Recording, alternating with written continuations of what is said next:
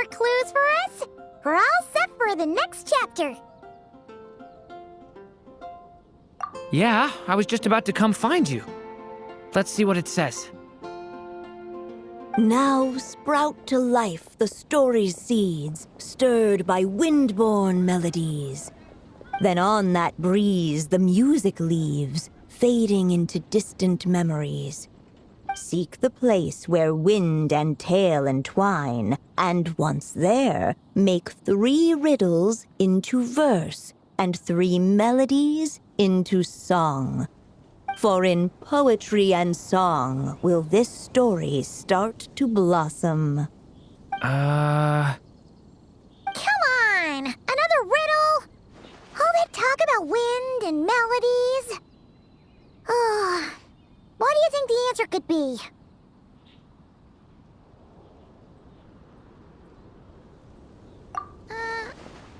Oh! Care to elaborate? Wind? Music? Poetry? Tone-deaf bards gotta know the answer. You mean Lord Barbados? Albedo introduced us when I first arrived in Mondstadt. I mean, someone like me was bound to catch his eye sooner or later.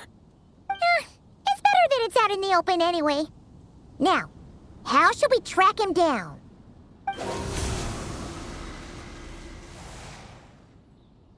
I'm pretty sure he's already caught wind of what's going on here. Why don't we just see where the wind takes us? Right. He definitely makes it easy to forget he's a real god sometimes.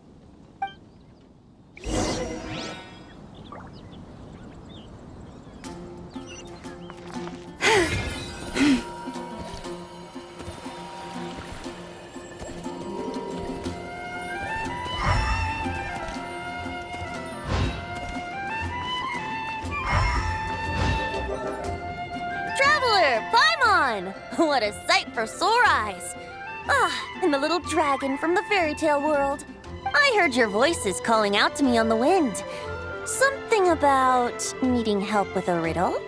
Sorry to disturb you, Lord Barbados. Disturb me? Not at all!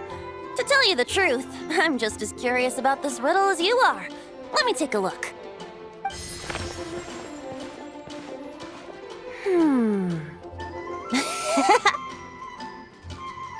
What is it? Did you figure out the answer? 3 riddles and 3 melodies.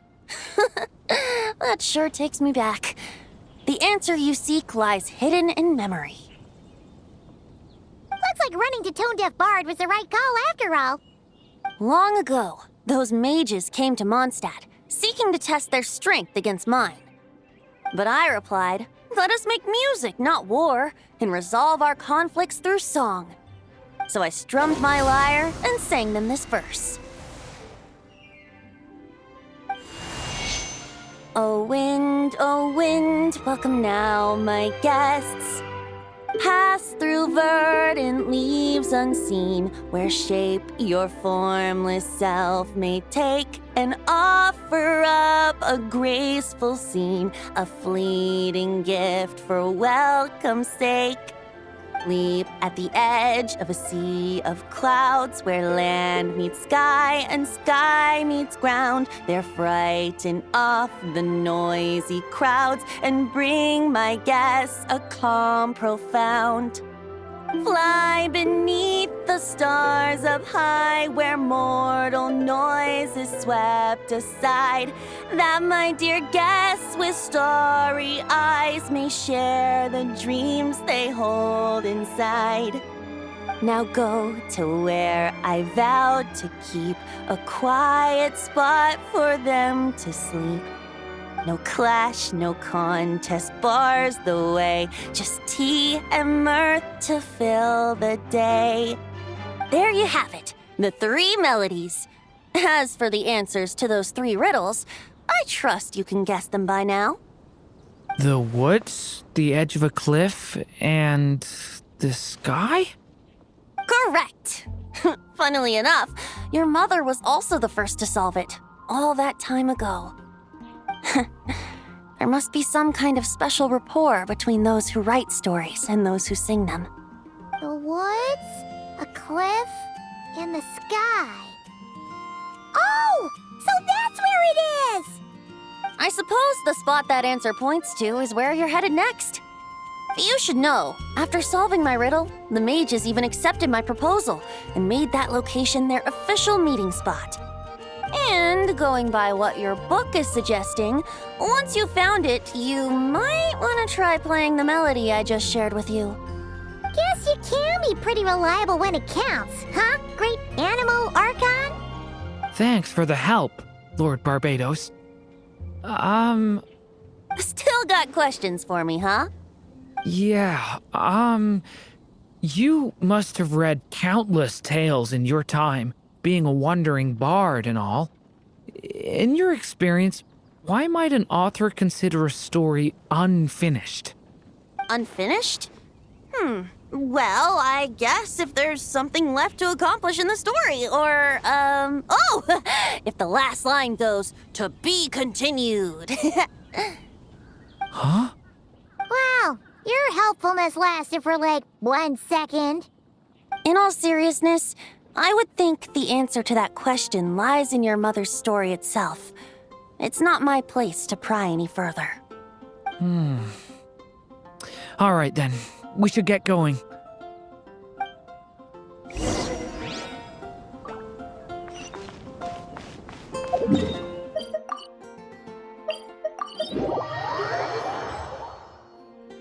Okay, we're here!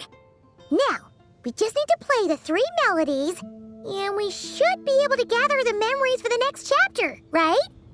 A musical performance? Huh. Out of all the things Miss Lisa has taught me, that's the one I'm worst at.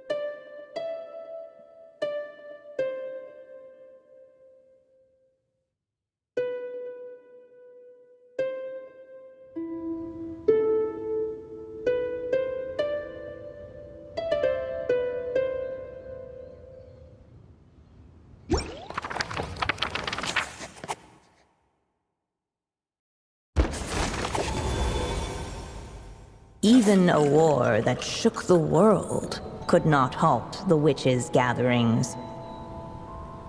Yet even so, with the passing of time, 3 of their teacups no longer came to be set. The witches did not linger long in sorrow, for the story witch had brought glad tidings of her own. Born was her dragon child, safe and sound. Her fellow witches offered up their blessings, eagerly debating how to celebrate the child's birth.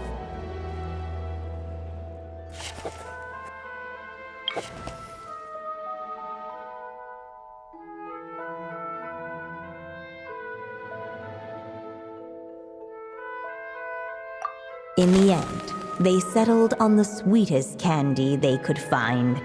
After all, what could be sweeter than the arrival of new life?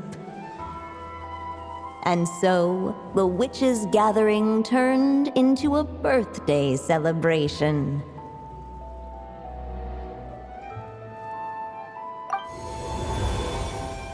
So, we're back in the story world, huh?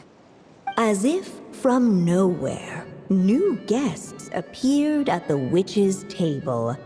Perhaps they too had come to celebrate the dragon child's birthday. Yet while everyone else was busy thinking about what kind of gift to offer, these three seemed to have come empty-handed. Hardly the recipe for a warm welcome to a birthday party, now is it? A gift? Hey, what's this all about? We only just found out this was a party. While the guests voiced their complaints and grievances, perhaps they should have been wondering what kind of gift to give instead. So, we need to bring a gift to advance the story? Ugh, but where are we supposed to get something like that? Perhaps it would be a good idea to have a look around. Why didn't you just say so?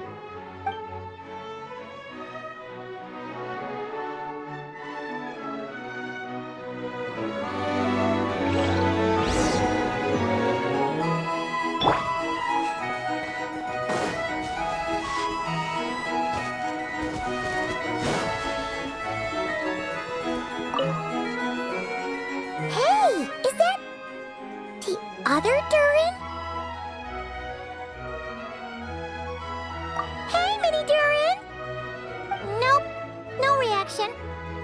Seriously, did he doze off at his own birthday party? Brought to life by the witch's magic ink, the dragon child played with animated glee each time the tip of her pen danced across the page. Yet she could not spend all her time writing. For the upcoming witches' gathering, she had no choice but to set down her pen. But before doing so, she wrote one last line. So did the child drift off into blissful slumber.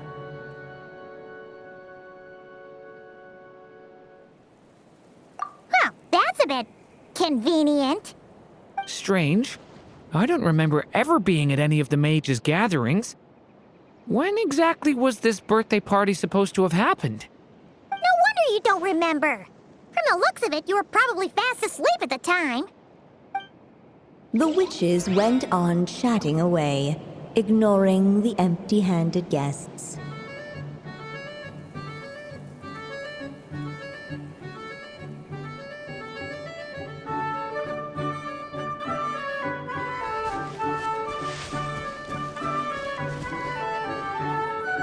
Hey, could we use these as gifts, maybe? At last, the guests found something to give the dragon child. Guess that's a yes then. Which one should we go for? Still, the guests wondered what kind of gift might the little dragon really want. Should they put a warrior's sword in his hand and send him out on an unstoppable quest to save the world? Or perhaps a wandering hero's slingshot and the promise of a life of endless, uncharted adventure?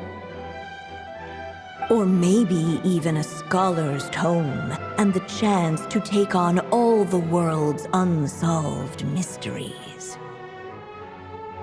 Okay. Wow. That's a lot of pressure all of a sudden.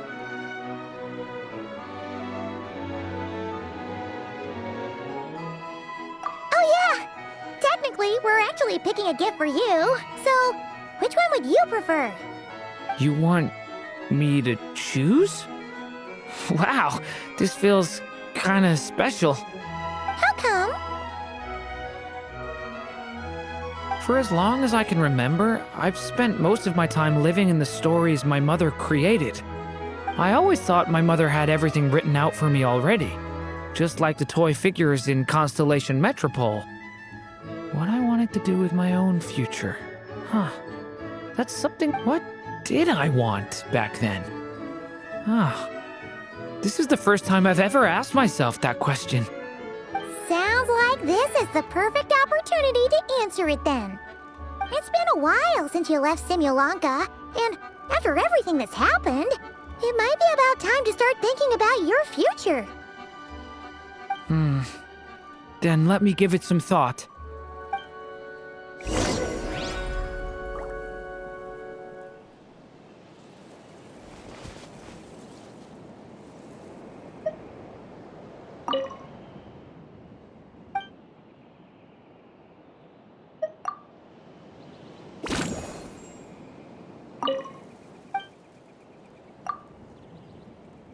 In the end, the guests settled on the warrior's sword. So, your dream is to become a warrior? I just really want to be able to keep people safe. If my time in Nodcry taught me anything, it's that a lot of problems in this world can only be settled by strength of arms. As long as I can help people, that's enough for me.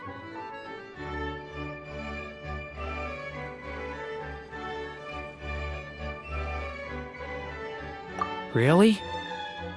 But I don't think it's enough.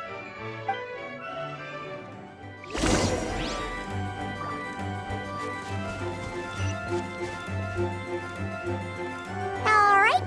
They should let us in now that we've got a gift, right? Hello there. Brought a gift this time?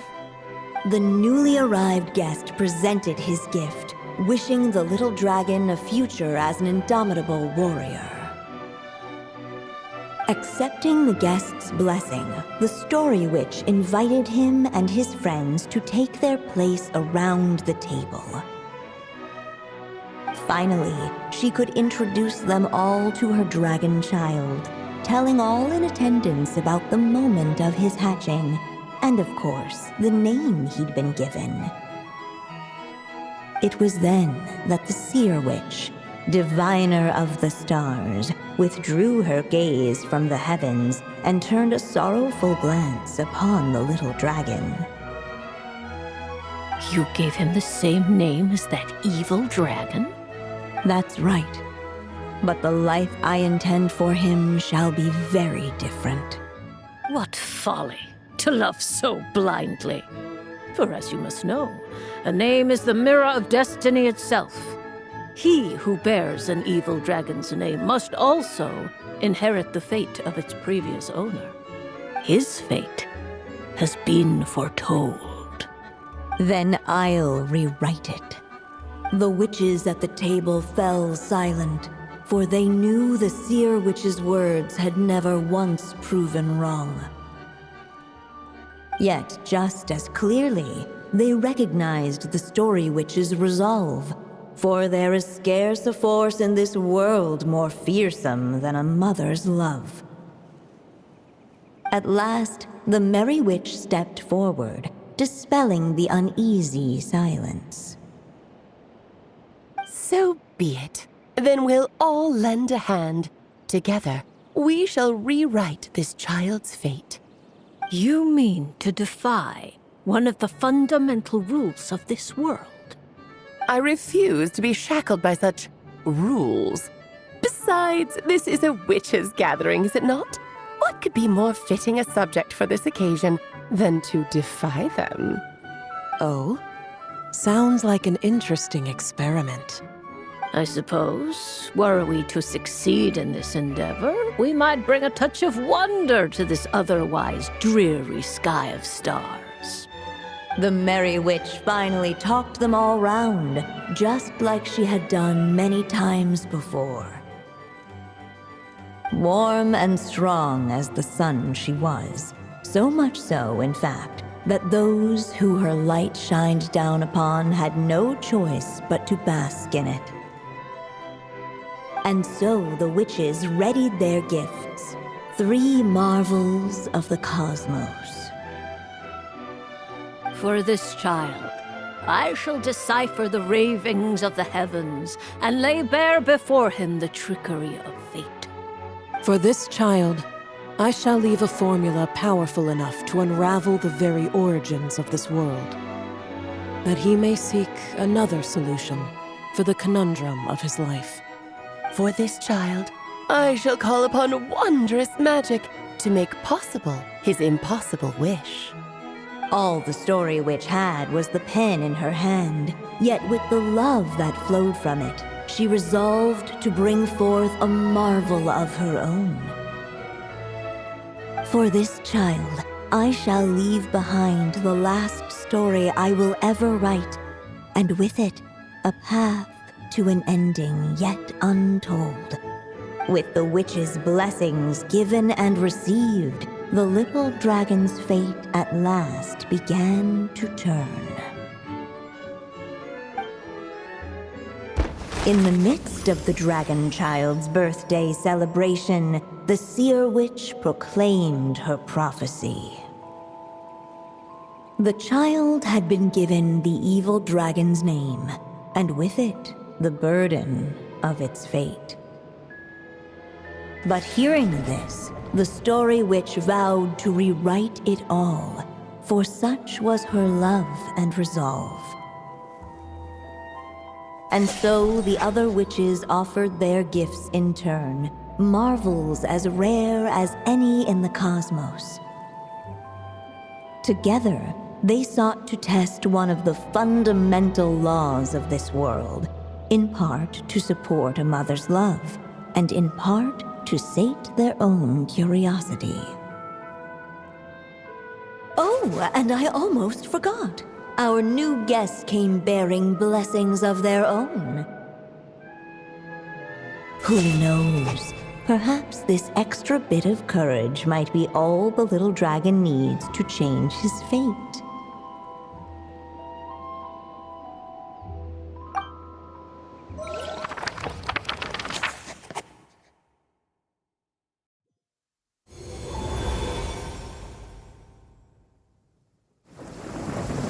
Yep, looks like we've completed this chapter too. Those witches in the story were the mages of the Hexen Circle, right? They sure seem to care a lot about you, Durin.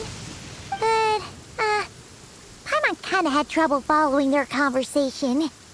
Just a bunch of mystery, as usual. The evil dragon's fate. Oh, is that what you're worried about? But didn't we already take care of that? Ah, the mages must have had a hand in that, too. Also, I was just thinking, which part of the story are we even meant to be completing? Oh,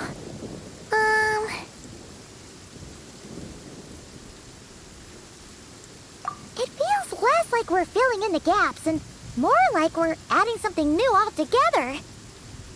But we use the ink, right? And the book hasn't given us any more clues, so that must mean our task is complete. At least for now. Yeah, I guess we're doing something right.